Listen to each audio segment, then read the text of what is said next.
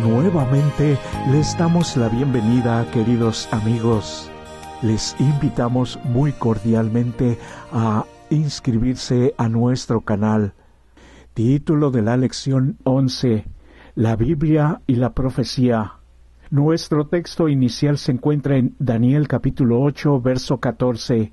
Y él dijo: hasta 2300 tardes y mañanas, luego el santuario será purificado.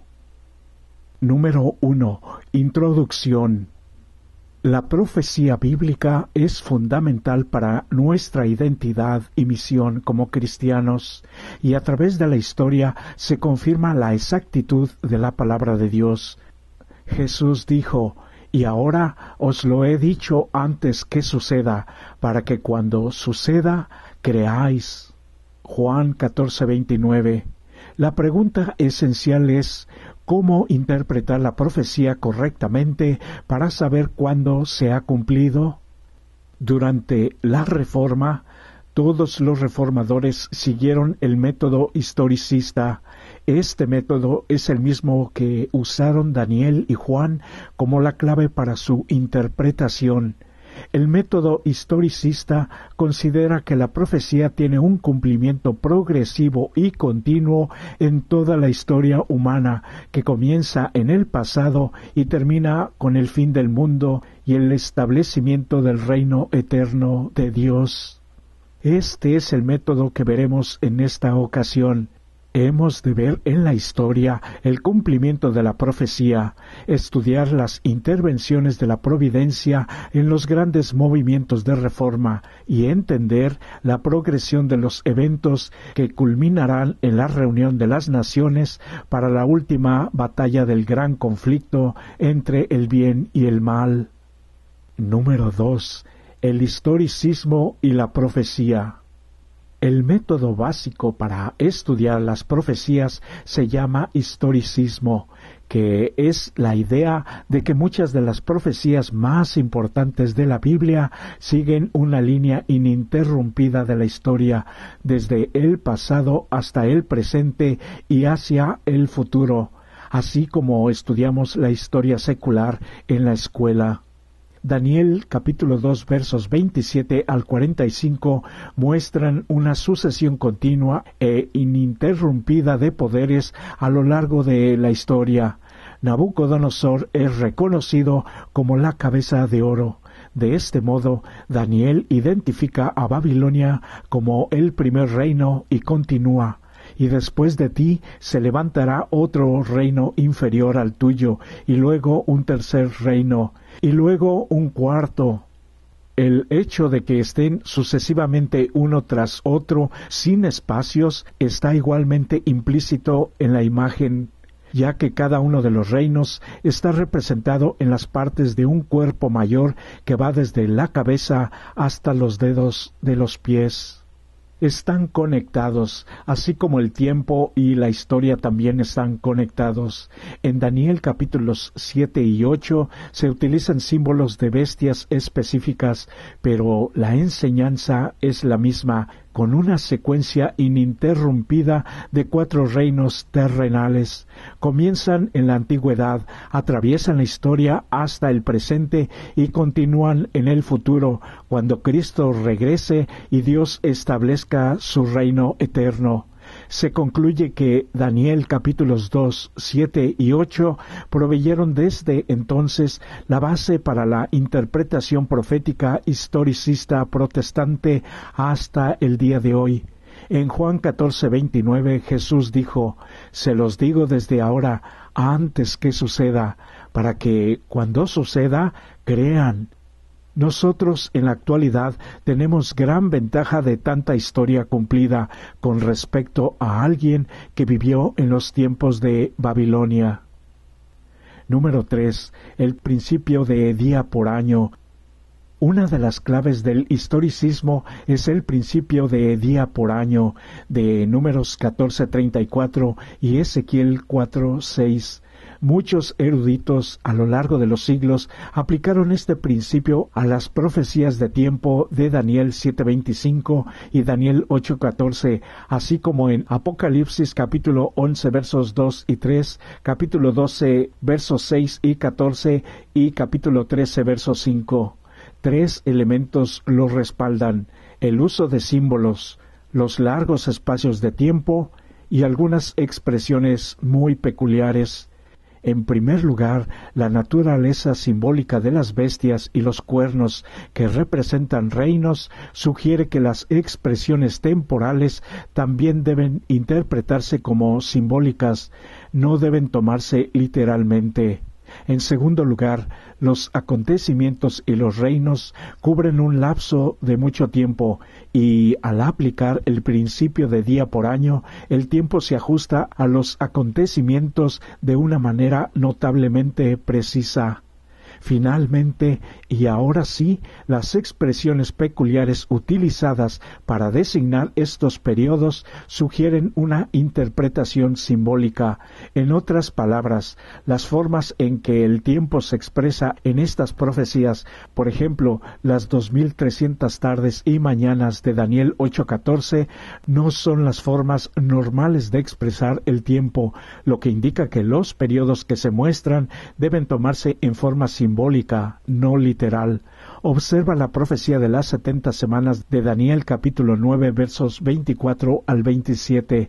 Leemos que desde la salida de la orden para restaurar y edificar a Jerusalén hasta el Mesías príncipe, al tomarla literal tendríamos en tiempo menos de 2 años.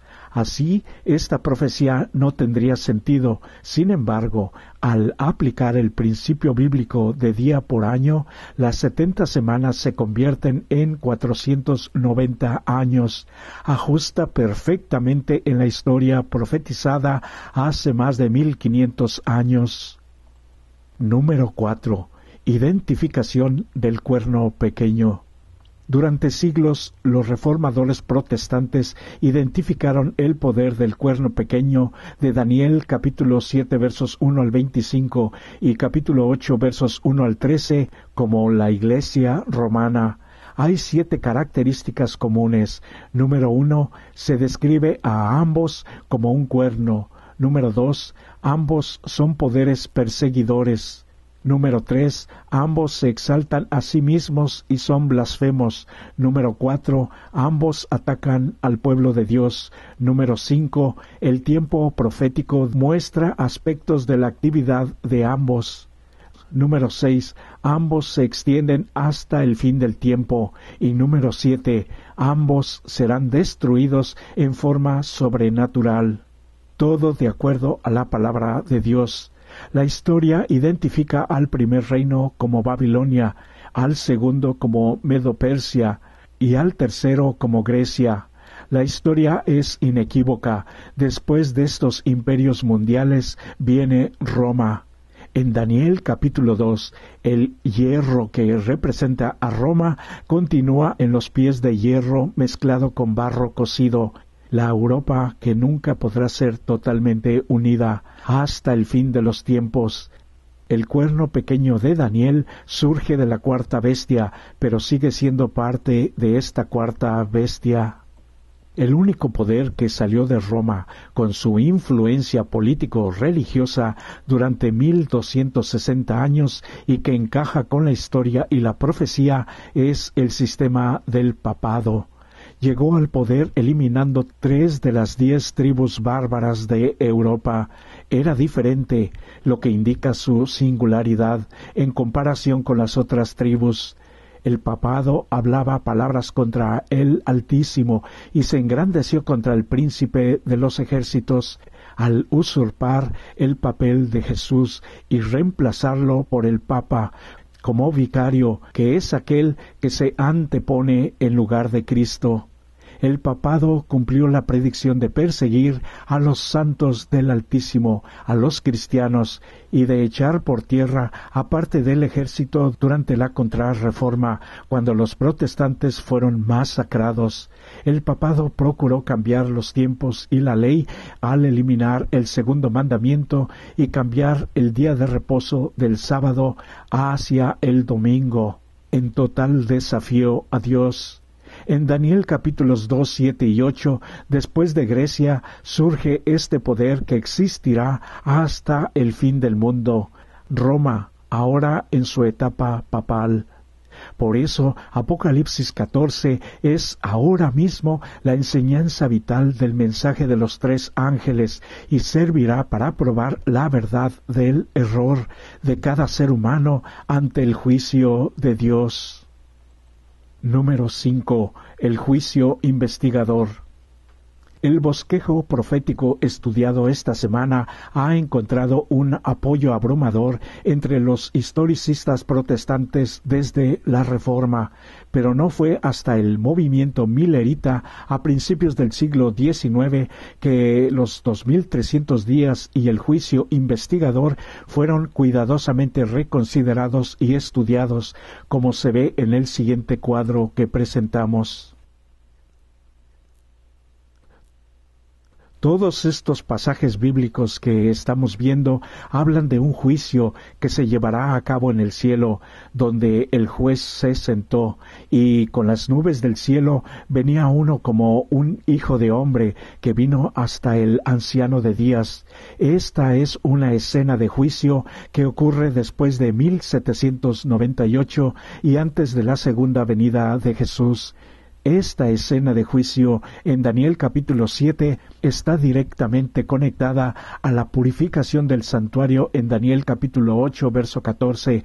Hablan de lo mismo. Según Daniel 8:14, el tiempo de esta purificación del santuario, que es la terminología de la expiación, es de 2300 tardes y mañanas o días. Con el principio de día por año, estos días representan 2300 años. El punto de partida de los 2300 años se encuentra en Daniel 9:24, en el que la profecía de las 70 semanas, 490 años, está en hebreo con la palabra chatak, cortada o seccionada de la visión de los 2300 días de Daniel 9:24. De hecho, muchos eruditos consideran acertadamente que la profecía de los 2300 años de Daniel 8:14 y la profecía de las 70 semanas, 490 años de Daniel 9:24 al 27, son 2 partes con un mismo inicio en una misma profecía. El siguiente versículo de la profecía de las 70 semanas, Daniel 9:25, indica el comienzo del período, desde la salida de la orden para restaurar y edificar a Jerusalén. La fecha para este hecho es el 7º año del rey Artajerjes, de acuerdo a Esdras 7, verso 7, en el año 457 a.C. Si contamos 2300 años hacia adelante, llegamos a 1844 de nuestra era, que no es mucho después de 1798 y antes de la segunda venida de Jesús. Esto es cuando Jesús entró en el lugar santísimo y comenzó su obra de intercesión, de purificación del santuario celestial. Observa la tabla incluida del día viernes de este video. Número 6. La tipología como profecía. La tipología es el estudio de modelos o símbolos con fines explicativos. Los símbolos de las profecías apocalípticas, como los que se encuentran en Daniel y Apocalipsis, tienen un cumplimiento único. Por ejemplo, el macho de cabrío es un tipo, un ejemplo, y encontró su cumplimiento en Grecia. Es el antitipo o cumplimiento del símbolo. que se menciona textualmente en Daniel 8:21. Sin embargo, aquí la tipología se centra en las personas, hechos o instituciones reales del Antiguo Testamento basados en una realidad histórica, pero que señalan a una realidad mayor en el futuro. El uso de la tipología como método de interpretación se remonta hasta Jesús y a los autores del Nuevo Testamento, e incluso la encontramos en el Antiguo Testamento. La única guía para reconocer un tipo y un antitipo, un símbolo y lo que significan, es cuando un escritor inspirado de las Escrituras los identifica. En 1 Corintios capítulo 10, versos 1 al 13, Pablo se remite a la realidad histórica del Éxodo y elabora una tipología basada en la experiencia de los antiguos hebreos en el desierto. De esta manera, Pablo muestra que Dios, quien inspiró a Moisés para registrar estos acontecimientos, quiso que estas cosas sucedieran como ejemplos, como advertencias para nosotros hoy en día, especialmente para ti y para mí. En los textos que estamos viendo, Jesús y los escritores del Nuevo Testamento aplican el tipo y la interpretación antitípica que permiten resaltar el significado profético. De esta manera apuntan a un mayor cumplimiento de la realidad histórica. Piensa en el servicio del santuario terrenal, que funcionaba como un tipo de todo el plan de salvación. Representaban directamente a la obra de Jesús en esta tierra. ¿Qué nos enseña esto acerca de la importancia del mensaje del santuario para todos nosotros hoy? Número 7. Conclusión y preguntas finales. Se sugiere leer la cita que pueden ver en esta fotografía. También podríamos estudiar el siguiente cuadro de eventos que mostramos. El aspecto central que se debe considerar aquí es que la escena del juicio de Daniel 7, que tiene lugar después de los 1260 años de persecución de Daniel 7:25, es lo mismo que la purificación del santuario de Daniel 8:14, y esta escena de juicio celestial es lo que conduce en última instancia al establecimiento del reino eterno de Dios al final de la triste historia de esta tierra caída en pecado. Por lo tanto, tenemos poderosas evidencias bíblicas de la gran importancia que las Escrituras le dan a Daniel 8:14 y al acontecimiento que representan. Y para los que van a utilizar las preguntas finales, les dejamos la siguiente fotografía. Pueden detener el video en cualquier momento. Gracias por habernos acompañado en este viaje por el conocimiento. Les invitamos a suscribirse. Estamos seguros que lo aprendido hoy nos ayudará a tomar las mejores decisiones. Este es el mejor día para hacerlo. Que Dios nos bendiga.